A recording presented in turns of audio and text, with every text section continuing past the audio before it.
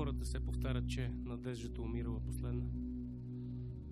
Но според мен тя вече отдавна е умряла.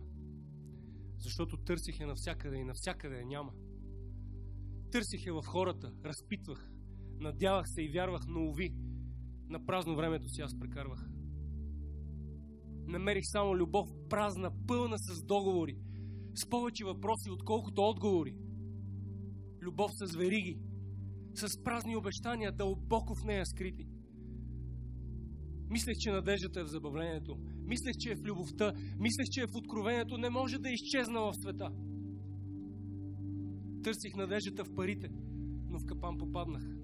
Колкото повече правех, толкова повече ги исках.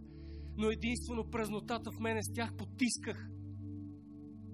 Търсих я в знанието, прочетах всичките книги.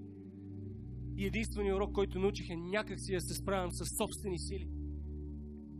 Но и с тях не успях да намеря надежда. И вече се чудя защо въобще се оглеждам. Защото търсих надеждата навсякъде и навсякъде я няма.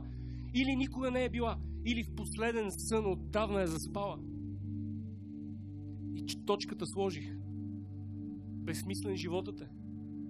Сложен и на суета подложен.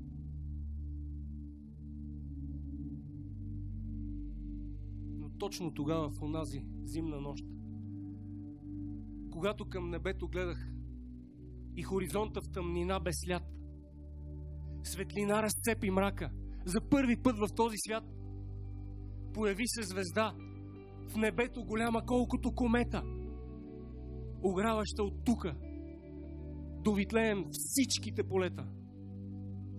Последвах посоката и влязох в града. О, надежда! Нима си титula. Търсеха в богатите къщи, в големите храмове, в площадите същи, в занаятчийските станове. Но ето я, застанала немърдаща тази звезда. Беше осветила малката плевня в края на града. И вътре беше надеждата. Родена в любов, повита в смирение, неописуема радост и благословение. О, Христос! От тук насетне знаете историята, няма нужда да разказвам. Виждам, надеждата е жива.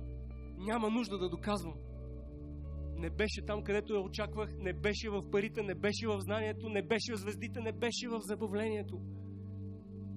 Надеждата, противно на всеки разум, отвъд всяка героичност, обратно на всяка логика. Надеждата превърна се в личност. Надеждата е жива, със собствено име. Надеждата прави жив и мен. Не знам дали надеждата умира последна, наистина не знам.